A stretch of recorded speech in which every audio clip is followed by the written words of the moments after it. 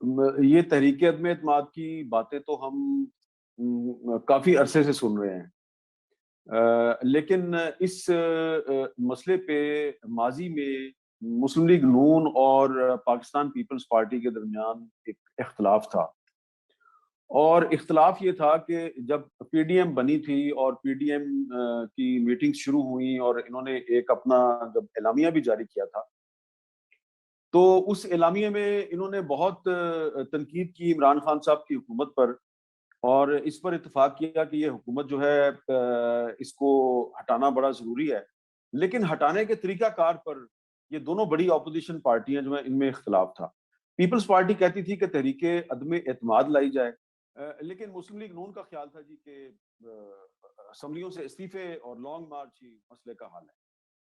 اب آپ کو اچھی طرح پتا ہے کہ اس پر دونوں پارٹیاں جو انہوں نے اتنا ان میں اختلاف ہو گیا، زندگی موت کا مسئلہ بنا دیا، اور پھر الٹیمیٹلی پی ڈی ایم ٹوٹ گئی اور پیپلز پارٹی جو ہے وہ پی ڈی ایم سے باہر آ گئی۔ پھر کافی عرصہ گزر گیا، اس عرصے کے دوران ان دونوں پارٹیوں کو عمران خان صاحب جو ہے انہیں اکراس دا بورڈ یعنی کہ کوئی فرق نہیں رکھا، اور دونوں کو کافی انہوں نے پھینٹی لگائی، ان پہ مقدمے بنائے۔ تو پھر الٹیمیٹلی ان کو سمجھ آیا کہ یہ جو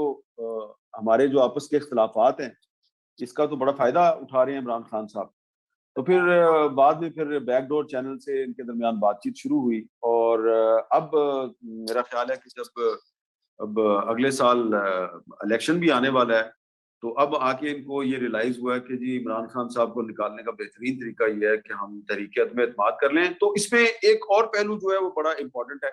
یہ تو میں نے جو آپ کو ایک تھوڑا سا جو تمہید دی بتائی ہے، وہ تو ان دونوں پارٹیوں کے آپس کے اختلافات کی وجہ کیا تھی، لیکن ایک اور جو بات تھی وہ یہ تھی کہ پیپلز پارٹی اور مسلم لیگ نون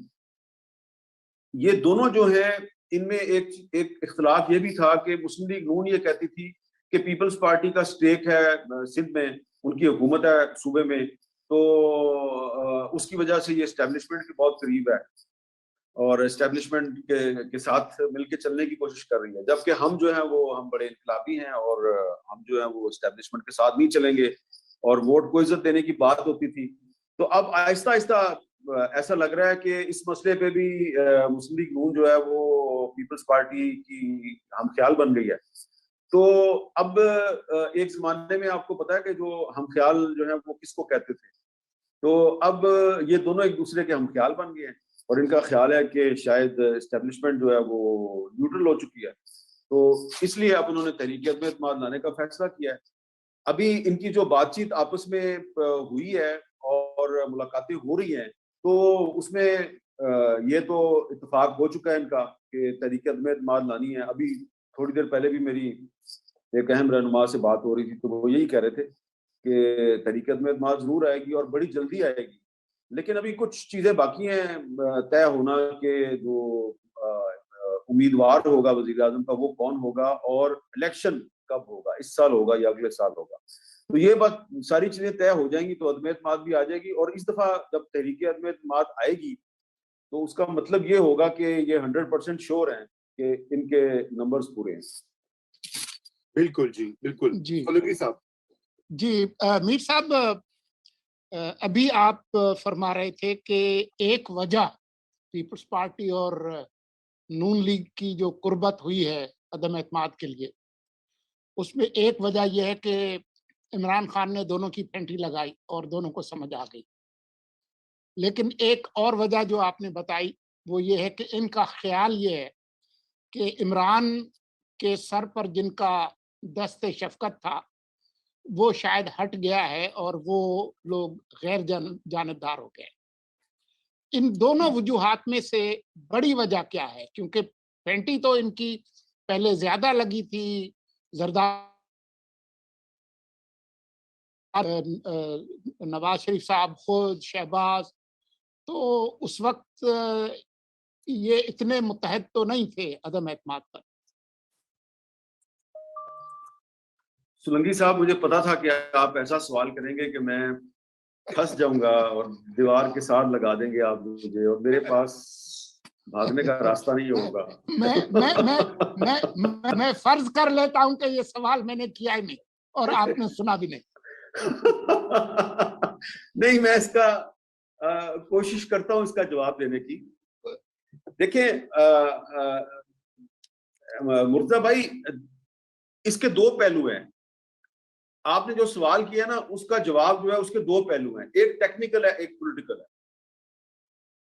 ٹیکنیکل جواب تو یہ ہے کہ جی ہر ملک کی جو اسٹیبلشمنٹ ہے وہ اس ملک کی جو الیکٹڈ حکومت ہے وہ اس کی ماتحت ہوتی ہے. تو ظاہر ہے جو آئین اور قانون ہے اس کے مطابق اسٹیبلشمنٹ جو ہے اس کو تو حکومت کی مرضی کے مطابق چلنا چاہیے. تو ٹیکنیکل جواب تو یہ ہے کہ جی اسٹیبلشمنٹ آئین اور قانون کی پابند ہے اور آئین اور قانون کی خلاف ورزی نہیں کر سکتی. لیکن جو پولیٹیکل ریئلٹیز ہیں پاکستان کی وہ ذرا ڈیفرنٹ ہیں. ہسٹوریکل پرسپیکٹو میں دیکھ لیتے ہیں اور ظاہری بات ہے اس وقت بھی وہی صورتحال ہے. اب اس میں آپ یہ دیکھیں کہ ایک عجیب اور بڑی دلچسپ صورتحال ہے کہ شیخ رشید صاحب جو ہیں ان کا ایک موقف ہے کہ اسٹیبلشمنٹ نیوٹرل ہے اور حکومت کے ساتھ ہے. حکومت کی اتحادی جماعت مسلم لیگ کاف کے ایک سینئر رہنما ہے سینیٹر کامل علی آغا, وہ کہتے ہیں جی کہ اسٹیبلشمنٹ کو تو نیوٹرل ہی ہونا چاہیے لیکن وہ نیوٹرل نہیں ہے, وہ تو عمران خان کے ساتھ ہے.